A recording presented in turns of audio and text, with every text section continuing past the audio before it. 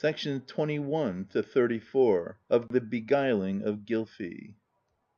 21. Then said Gangleri: "What are the names of the other ^sir, or what is their office, or what deeds of renown have they done?" Harr answered: "Thor is the foremost of them, he that is called Thor of the ^sir, or Oku Thor. He is the strongest of all the gods and men.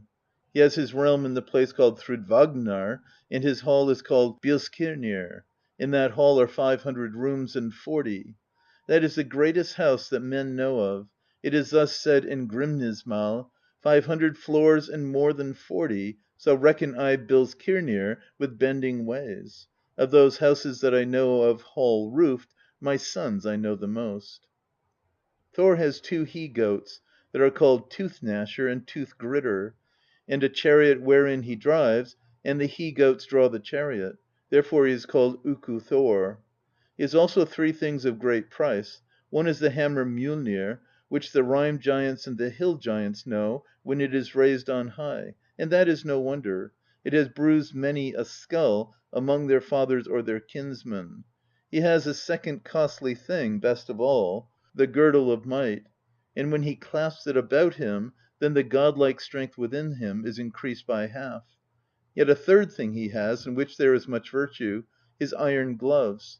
He cannot do without them when he uses his hammer shaft. But no one is so wise that he can tell all his mighty works. Yet I can tell thee so much tidings of him, that the hours would be spent before all that I know were told. 22. Then said Gangleri: "I would ask tidings of more ^sir." Harr replied: "The second son of Odin is Baldr, and good things are to be said of him. He is best, and all praise him. He is so fair of feature and so bright that light shines from him. A certain herb is so white that it is likened to Baldr's brow. Of all grasses it is whitest, and by it thou mayest judge his fairness, both in hair and in body. He is the wisest of the ^sir, and the fairest spoken and most gracious; and that quality attends him that none may gainsay his judgments. He dwells in the place called Breidablik, which is in heaven. In that place may nothing unclean be, even as is said here: Breidablik 'tis called, where Baldr has a hall made for himself. In that land where I know lie fewest baneful runes." 23. The third among the ^sir is he that is called Njordr. He dwells in heaven, in the abode called Noatun. He rules the course of the wind, and stills sea and fire. On him shall men call for voyages and for hunting. He is so prosperous and abounding in wealth that he may give them great plenty of lands or of gear, and him shall men invoke for such things. Njordr is not of the race of the ^sir. He was reared in the land of the Vanir, but the Vanir delivered him as hostage to the gods, and took for hostage in exchange him that men called Honir; he became an atonement between the gods and the Vanir. Njordr has to wife the woman called Skadi, daughter of Thiazi the giant. Skadi would fain dwell in the abode which her father had had, which is on certain mountains in a place called Thrymheimr, but Njordr would be near the sea. They made a compact on these terms: they should be 9 nights in Thrymheimr, but the second 9 in Noatun. But when Njordr came down from the mountain back to Noatun, he sang this lay: Loath were the hills to me, I was not long in them, nights only 9. To me the wailing of wolves seemed ill after the song of swans. Then Skadi sang this: Sleep could I never on the sea beds, for the wailing of waterfowl. He wakens me who comes from the deep, the sea mew, every morn. Then Skadi went up onto the mountain, and dwelt in Thrymheimr; and she goes for the more part on snowshoes, and with a bow and arrow, and shoots beasts. She is called Snowshoe Goddess, or Lady of the Snowshoes. So it is said: Thrymheimr 'tis called, where Thiazi dwelt, he the hideous giant. But now Skadi abides, pure bride of the gods, in her father's ancient freehold. 24. Njordr in Noatun begot afterward 2 children. The son was called Freyr, and the daughter Freya. They were fair of face and mighty. Freyr is the most renowned of the ^sir. He rules over the rain and the shining of the sun, and therewithal the fruit of the earth. and it is good to call on him for fruitful seasons and peace. He governs also the prosperity of men, but Freyja is the most renowned of the goddesses. She has in heaven the dwelling called Folkvangr, and wheresoever she rides to the strife, she has one half of the kill, and Odin half, as is here said. Folkvangr 'tis called, where Freyja rules degrees of seats in the hall. Half the kill she keepeth each day, and half Odin hath. Her hall Sessrumnir is great and fair. When she goes forth, she drives her cats and sits in a chariot. She is most conformable to man's prayers, and from her name comes the name of honour, Fru, by which noble women are called. Songs of love are well pleasing to her. It is good to call on her for furtherance in love. 25. Then said Gangleri: "Great in power do these ^sir seem to me; nor is it a marvel that much authority attends you who are said to possess understanding of the gods, and know which one men should call on for what boon soever. Or are the gods yet more?" Harr said: "Yet remains that one of the ^sir who is called Tyr. He is most daring, and best in stoutness of heart, and he has much authority over victory in battle. It is good for men of valour to invoke him. It is a proverb that he is Tyr Valiant, who surpasses other men and does not waver. He is wise, so that it is also said that he that is wisest is Tyr Prudent. This is one token of his daring. When the ^sir enticed Fenris Wolf to take upon him the fetter Gleipnir, the wolf did not believe them that they would loose him until they laid Tyr's hand into his mouth as a pledge. But when the ^sir would not loose him, then he bit off the hand at the place now called the Wolf's Joint, and Tyr is one-handed, and is not called a reconciler of men. 26. One is called Bragi. He is renowned for wisdom, and most of all for fluency of speech and skill with words. He knows most of skaldship, and after him skaldship is called Bragr, and from his name that one is called Bragrman, or Woman, who possesses eloquence surpassing others, of women or of men. Note: Bragr as a noun means poetry; as an adjective it seems to mean foremost. Thus the phrase Bragr Kalla seems to be foremost of men, with apparent reference to poetic pre eminence. His wife is Idunn. She guards in her chest of ash those apples which the gods must taste whensoever they grow old; and then they all become young, and so it shall be even unto the Weird of the gods. Then said Gangleri: "A very great thing, methinks, the gods entrust to the watchfulness and good faith of Idunn." Then said Harr, laughing loudly: "'Twas near being desperate once. I may be able to tell thee of it, but now thou shalt first hear more of the names of the ^sir." 27. Heimdallr is the name of one. He is called the White God. He is great and holy; 9 maidens, all sisters, bore him for a son. He is also called Hallinnskidi and Gullintani; his teeth were of gold, and his horse is called Gold Top. He dwells in the place called Himinbjorg, hard by Bifrost. He is the warder of the gods, and sits there by Heaven's End to guard the bridge from the Hill Giants. He needs less sleep than a bird. He sees equally well night and day 100 leagues from him, and hears how grass grows on the earth or wool on sheep, and everything that has a louder sound. He has that trumpet which is called Gjallarhorn, and its blast is heard throughout all worlds. Heimdallr's sword is called Head. It is said further: Himinbjorg 'tis called, where Heimdallr, they say, aye has his housing. There the god's sentinel drinks in his snug hall gladly good mead. And furthermore he himself says in Heimdallr Galdr: I am of 9 mothers the offspring; of sisters 9 am I the son. 28. One of the ^sir is named Hodr. He is blind.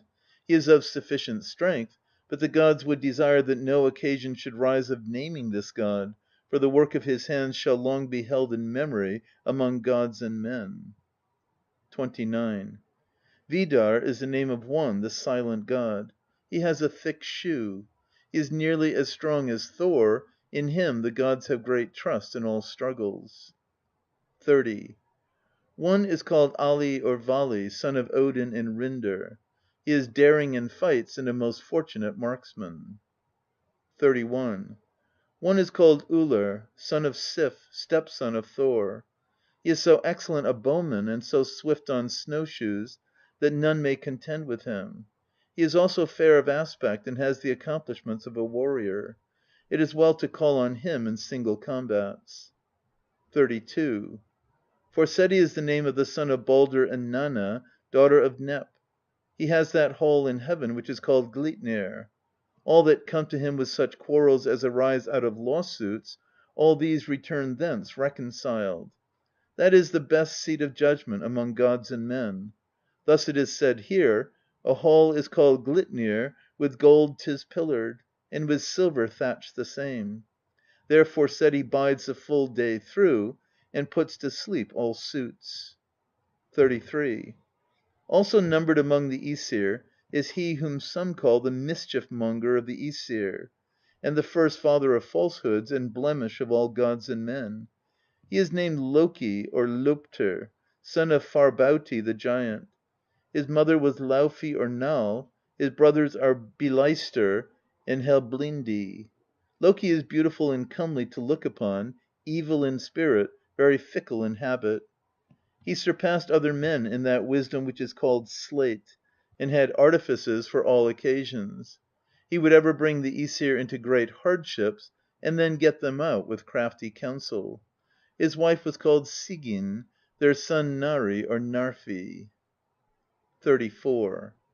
Yet more children had Loki. Angrboda was the name of a certain giantess in Jotunheim, with whom Loki gat 3 children. One was Fenris Wolf, the second Jormungandr, that is the Midgard serpent; the third is Hel. But when the gods learned that this kindred was nourished in Jotunheim, and when the gods perceived by prophecy that from this kindred great misfortune should befall them, and since it seemed to all that there was great prospect of ill, first from the mother's blood, and yet worse from the father's, then All father sent gods thither to take the children and bring them to him. When they came to him, straightway he cast the serpent into the deep sea, where he lies about all the land. And this serpent grew so greatly that he lies in the midst of the ocean, encompassing all the land, and bites upon his own tail. Hel he cast into Niflheim, and gave to her power over 9 worlds, to apportion all abodes among those that were sent to her, that is, men dead of sickness or of old age. She has great possessions there; her walls are exceeding high, and her gates great. Her hall is called Sleet cold, her dish Hunger, Famine is her knife, Idler her thrall, Sloven her maidservant, Pit of Stumbling her threshold, by which one enters, Disease her bed, Gleaming Bale her bed hangings. She is half blue black and half flesh color, by which she is easily recognized, and very lowering and fierce. The wolf the ^sir brought up at home, and Tyr alone dared to go to him to give him meat. But when the gods saw how much he grew every day, and when all prophecies declared that he was fated to be their destruction, then the ^sir seized upon this way of escape. They made a very strong fetter which they called Legindir, and brought it before the wolf, bidding him try his strength against the fetter. The wolf thought that no overwhelming odds, and let them do with him as they would. The first time the wolf lashed out against it, the fetter broke, so he was loosed out of Legindir.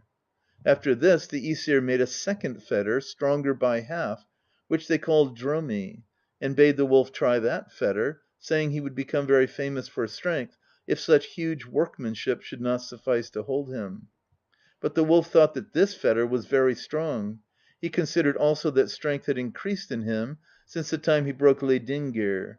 It came into his mind that he must expose himself to danger if he would become famous; so he let the fetter be laid upon him.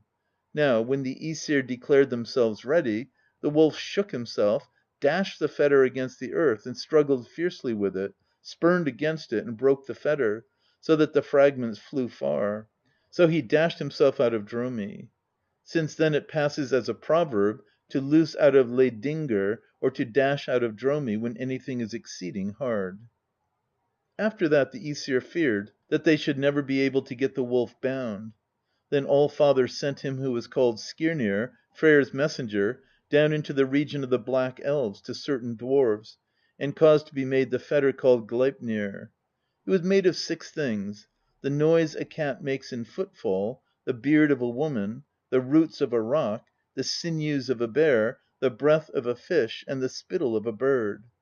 And though thou understand not these matters already, yet now thou mayest speedily find certain proof herein, that no lie is told thee. Thou must have seen that a woman has no beard, and no sound comes from the leap of a cat, and there are no roots under a rock; and by my troth, all that I have told thee is equally true, though there be some things which thou canst not put to the test." Then said Gangleri: "This certainly I can perceive to be true. These things which thou hast taken for proof I can see; but how was the fetter fashioned?" Harr answered: "That I am well able to tell thee. The fetter was soft and smooth as a silken ribbon, but as sure and strong as thou shalt now hear. Then, when the fetter was brought to the ^sir, they thanked the messenger well for his errand. Then the ^sir went out upon the lake called Amsvartnir, to the island called Lyngvi, and summoning the wolf with them, they showed him the silken ribbon and bade him burst it, saying that it was somewhat stouter than appeared from its thickness. And each passed it to the others, and tested it with the strength of their hands, and it did not snap; yet they said the wolf could break it. Then the wolf answered: "Touching this matter of the ribbon, it seems to me that I shall get no glory of it, though I snap asunder so slender a band. But if it be made with cunning and wiles, then, though it seem little, that band shall never come upon my feet." Then the ^sir answered that he could easily snap apart a slight silken band, he who had before broken great fetters of iron. "But if thou shalt not be able to burst this band, then thou wilt not be able to frighten the gods, and then we shall unloose thee." The wolf said: "If ye bind me so that I shall not get free again, then ye will act in such a way that it will be late ere I receive help from you. I am unwilling that this band should be laid upon me. Yet rather than that ye should impugn my courage, let some one of you lay his hand in my mouth for a pledge that this is done in good faith." Each of the ^sir looked at his neighbour, and none was willing to part with his hand, until Tyr stretched out his right hand and laid it in the wolf's mouth. But when the wolf lashed out, the fetter became hardened, and the more he struggled against it, the tighter the band was. Then all laughed except Tyr: he lost his hand. When the ^sir saw that the wolf was fully bound, they took the chain that was fast to the fetter, and which is called gelgja, and passed it through a great rock, it is called Gjoll, and fixed the rock deep down into the earth. Then they took a great stone and drove it yet deeper into the earth, it was called Thviti, and used the stone for a fastening pin. The wolf gaped terribly and thrashed about and strove to bite them. They thrust into his mouth a certain sword; the guards caught in his lower jaw and the point in the upper, that is, his gag. He howls hideously, and slaver runs out of his mouth; that is the river called Van; there he lies till the weird of the gods.